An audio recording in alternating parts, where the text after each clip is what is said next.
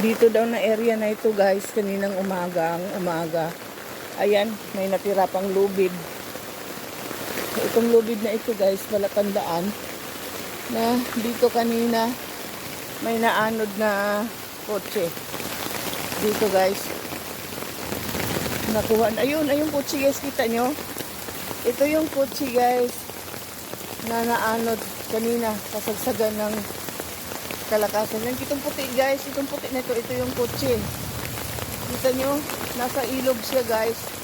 Yung puti na yan, ayan, yan ang kotse guys. Ayan, palubog na naman siya. Ayan, buti nagpakita siya sa akin kanina. Ito yung lubid oh. Ayan, kasagsagan ito kanina, kagabi, ng lakas ng ulan. Talagang itong area namin to guys, hanggang barangay ito.